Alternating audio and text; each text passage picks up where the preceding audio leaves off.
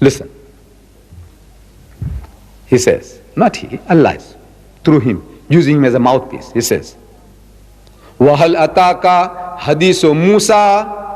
Has the story of Moses reached you? Think. A proclamation. Has the story of Moses reached you? The Jew wants to know. When he hears that, وَهَلْ أَتَاكَ حَدِيثُ Musa. What does he know about Musa? Watch, see how he makes a fool of himself. And the Christian, he says, look man, where is now dabbling into unknown ground now? And the mushrik, he said, we'll watch the fun now, what the Jews and the Christians do to him now.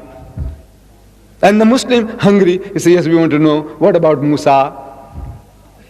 Everybody is agog. Everybody wants to know what? Say, Izra'a naran, when you saw a fire.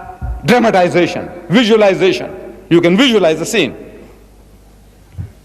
قال لأهلهم كسوا إني آنست نارا لعلي آتيكم منها بقبس أو أجد على النار هدى. He says, behold, he tells his family, I see a fire.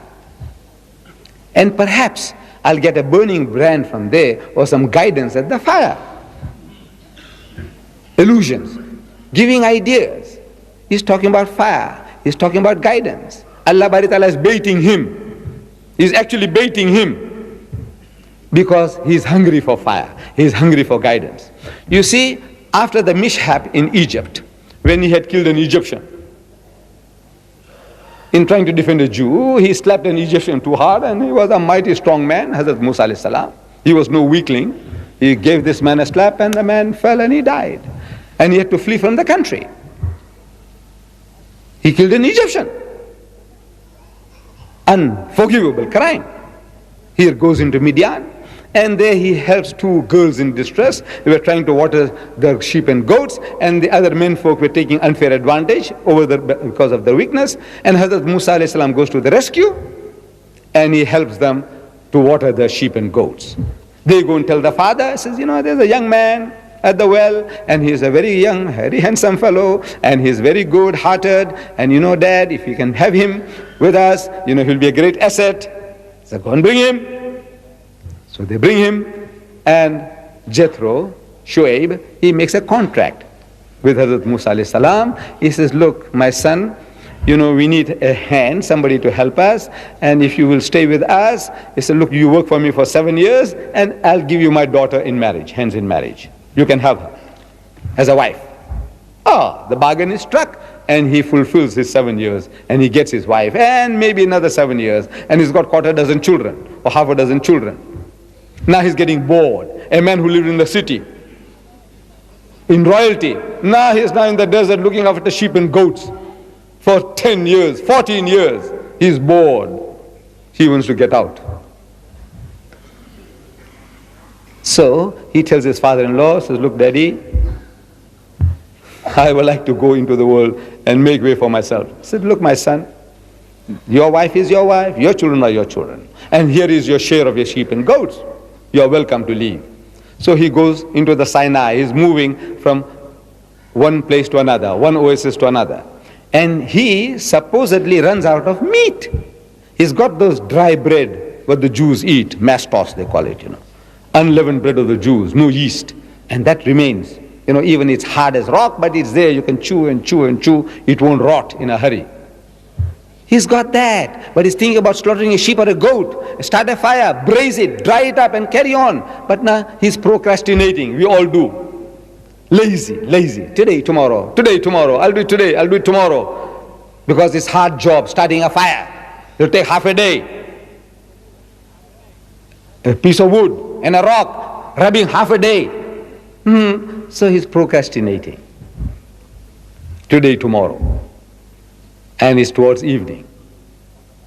And he sees on the fire, Allah is baiting him. Allah is catching fish. Look, he's showing you what you want. He said, look, come. How else could he call him? He said, look, you come away. I want to talk to you. But he knows that this man at the back of his mind is thinking of fire, and he's also thinking what is the next best place, oasis that he can go to. So he's baiting him with that. What he wants, he's hungry for, he's baiting with that. So he says to his family, behold, I see a fire. Perhaps I'll get a burning brand from there. a burning coal. And then, very easy to start a fire. And no time, fire is started. Easy, see, easy fire. And some guidance at the fire to the next best oasis. Women, good habitation, good people, hospitable people. They say you go three days this way, 2 days that side, and you'll come across a people, very good people. Allah wants to give him a fire and a guidance. But he's thinking of other fire and other guidance. Illusion.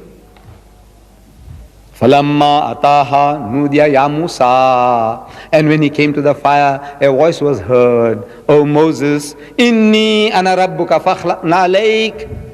Says, I am your Lord, and take off your shoes. إِنَّكَ بِالْوَادِ الْمُقَدَّسِ طُوَى. For thou art in the sacred valley of Tuwa. 4 verses, 4 ayahs. And what he has told you. A miracle of journalism. How to attract people to listen to the message. A placard.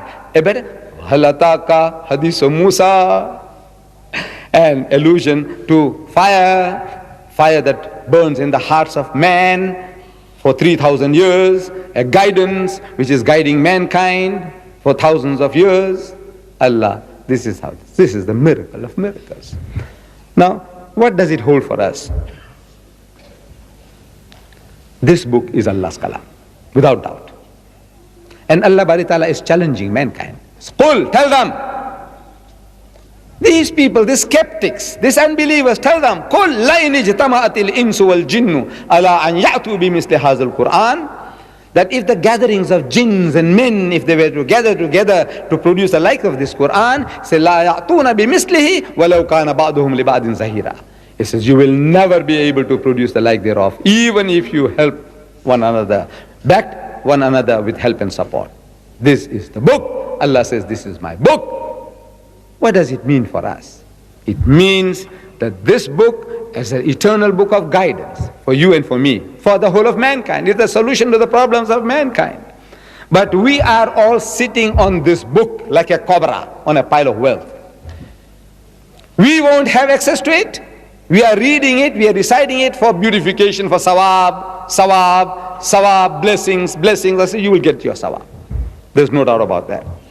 The Holy Prophet Muhammad sallallahu alaihi wasallam, he said that when you recite the Quran and when you say Alif Lam Mim, say Alif Lam Mim is not a word. There are 3 letters, Alif Lam Mim. When you say Alif Lam Mim, it says you get 10 sawabs. 30 sawabs. While I am uttering it, I got it so many times already. And you listening, you got it already. I said Alif Lam Mim, 30, 10. If I say it 100 times, 100 times 10. You got it. So easy. I believe in that. Sawab is there. Blessings are there. Benefits are there. But is that the purpose of the Quran? Just cheap sawab you want to get? Look, you can get 1,000,000-fold reward. This is 10 to 1. You want to do business? 10 to 1. When you do 1,000,000 to 1. بِغَيْرِ hisab, without accounting. I do business with him, wallah. I like to do business with him. بِغَيْرِ hisab. I don't want 10. You be satisfied with your 10. You will get it. I do business with my Lord. He is prepared to give you بِغَيْرِ hisab. If you will only take it, accept it, and implement it in your life. It's a book of instructions. It's instructing you what to do. It's telling you this honor he has given you, share it with people. Don't be selfish. We are a selfish lot of people. Muslims, we are selfish. Wallah, we are very selfish. Everywhere. I ask my brother, you are very regular in your salat, mashallah. I want to know who you making salat for. I say, for my benefit. For your benefit. MashaAllah. I say, you fast for 1 whole month. He said, yes. I said, for whose benefit? He said, my benefit. Yes, your benefit. He says, you give zakat. He said, yes. For whose benefit? He said, my benefit. You go for Hajj. He said, yes. For whose benefit? He said, my benefit. Everything you're doing for my benefit. I said, what are you doing for other man? What are you doing for him? For the unbeliever. You believe he's going to hell. mushrik? He said, yes. Definite? He said, definite. Allah says so. One thing He will not forgive is shirk. And they are going to go to hell. He said, yes. What you doing to save them? Nothing. So Allah will be very happy with you. They are not His makhluk, not His creation. Allah will be happy. You allow them to go to hell and you did nothing. You know, He gave us a slogan. 1400 years ago, He gave the Muslims a slogan. We call it talbiyah in Arabic. I don't know literally what it means. But this is what I learned when I went for Hajj in 1983. I was hearing words. You know what people do when they go around the Kaaba, they read, Labbaik, Allahumma Labbaik, Labbaik. I was hearing, and more or less, I learned that. But I didn't see the import, the implication of that. I didn't see it. Until when I started going around myself. Labbaik, Allahumma Labbaik, Labbaik, La Sharika Laka Labbaik, Innal Hamda, Wa Ni'mata Laka Wal Mulk, La Sharika Lak. And I found that by the time I finished off, and the people finished off, the dullest of us, the people with little intelligence, the least of us, everyone, by the time he finishes, he knows the words, La Sharika Lak, La Sharika Lak, La Sharika Lak. So what is that? You telling Allah that He has no associates, He has no partners, He has no equals, He has no compeers. That's what you're saying. La Sharika Lak, La Sharika Lak. But this is not true. This is not true. Because as soon as you return from where you come, there are mushriks abounding. There are more people on God's good earth who are worshipping men and monkeys, elephants and snakes today, worshipping shaitan today, than the worshippers of Allah. And you said, La Sharika Lak. We all take from Makkah, Medina, we take with us Zamzam water from Makkah, we take dates from Makkah, and we buy a lot of things very cheap in Makkah, and we load ourselves and we take them home, and we take the title Haji. We are the Haji. I did Hajj.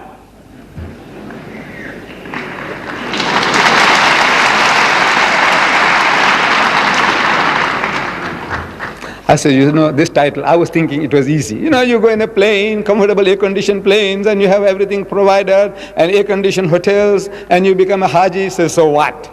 But wallah, I tell you, I can testify that if you've been through the process, you deserve the title Haji. You deserve it. It's an ordeal, wallah, it's an ordeal. We are doing it for Allah's sake. If a man paid me $1 million to go through that again with my wife and child, I'll never do it. But for Allah's sake, I will do it. What you have to go, what do you call the place where you stone? You know, I tell you. Somebody hit me with a stone on my forehead, bleeding. I lost my watch. My watch came off. I lost my shoes. I fell down. Had it not been for some Pakistanis, I tell you, Allah, I would have been a dead man. You wouldn't have seen me here today. Yeah, because once you fall, it's finished. You can't get up. I'm physically quite a fit fellow, but once you are down there, you are finished. Some Pakistanis helped me, alhamdulillah. I lost $1,000. It was around the big belt I had. It was all cash, and that thing came out. Once before, the day before, or that morning, I went, and I saw something there. We were wanting to go, my wife and my daughter and myself. And I saw people as if they were on fire. People, you know, that they're making a charge, you know, like you said, charge of the light brigade. You know, people, they gather together and they're charging through people. I said, what do you want to hit shaitan? Yeah, human shaitans all abounding. Wallah, shaitans all over. So we retreated. But now we have to go through the process, otherwise I'm not a Haji. So we made a second attempt, and at the second attempt all these things happen. Not for $1 million, but for Allah's sake we do it. I say, I deserve the title Haji. Okay, but don't waste it on me. This is what we take: Zamzam water, dates, goods, and title. But the talbiyah, you said, La Sharika Lak. This is the slogan. The United Nations, they have the different commissions, and every year they come out with a slogan. This is water year. Save it. Use it. Don't abuse it. This is the year for the aged. It says an old age home is not her destiny. Your mother, when she grows old, don't put her in an old age home. This is year for planting trees. Wherever they pass a resolution, the whole world of the United Nations, wherever they are, they talk about the same thing. Water, water, water, trees, trees, trees, old aged people, This is the purpose of a slogan. Carry it out. 1400 years, we are crying, La Sharika Lak, La Sharika Lak, and we leave it behind. The thing that we are supposed to take with, we are supposed to bring with, we leave that behind, and we bring dates and Zamzam water. Yes.